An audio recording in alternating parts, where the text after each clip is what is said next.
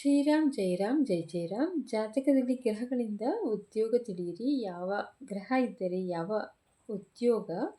10ನೇ ಮನೆಯಲ್ಲಿ ಮಂಗಳ ಇದ್ದರೆ ಬೆಂಕಿಗೆ ಸಂಬಂಧಪಟ್ಟಿದ್ದು ಅಥವಾ ವಿದ್ಯುತ್ ಸಂಬಂಧಪಟ್ಟಿದ್ದು ಕೆಲಸ ಮಾಡಬಹುದು. ಬುಧ ಇದ್ದರೆ ಬರವಣಿಗೆ, ಕಲೆ, CA ಮಾಡಬಹುದು, ರಿಪೋರ್ಟರು ಆಗ್ಬೋದು. ಶುಕ್ರ ಇದ್ದರೆ ಸಿನಿಮಾ, ನಾಟಕ, ಹಾಲಿನ ಸಂಬಂಧ ಪದಾರ್ಥಗಳ ವ್ಯಾಪಾರ ಮತ್ತು ಹಣ್ಣು ವ್ಯಾಪಾರ ಮಾಡಬಹುದು. ಗುರು ಇದ್ದರೆ ಎಜುಕೇಷನ್ ಡಿಪಾರ್ಟ್ಮೆಂಟಲ್ಲಿ ಇರಬಹುದು ಅಥವಾ ಸರ್ಕಾರಿ ಕೆಲಸ ಸಿಗಬಹುದು ಅಥವಾ ಟೀಚರ್ ಆಗಬಹುದು. ಶನಿ ಇದ್ದರೆ ಪೆಟ್ರೋಲು ಅಥವಾ ವ್ಯವಸಾಯ ಸಂಬಂಧ ಕೆಲಸ ಮಾಡಬಹುದು. ರವಿ ಬುಧ 10ನೇ ಮನೆಯಲ್ಲಿ ಇದ್ದರೆ ಸರ್ಕಾರಿ ಕೆಲಸ ಸಿಗುತ್ತದೆ, ಪೊಲೀಸ್ ಆಗ್ಬೋದು, ಮಿಲಿಟರಿ ಆಗ್ಬೋದು.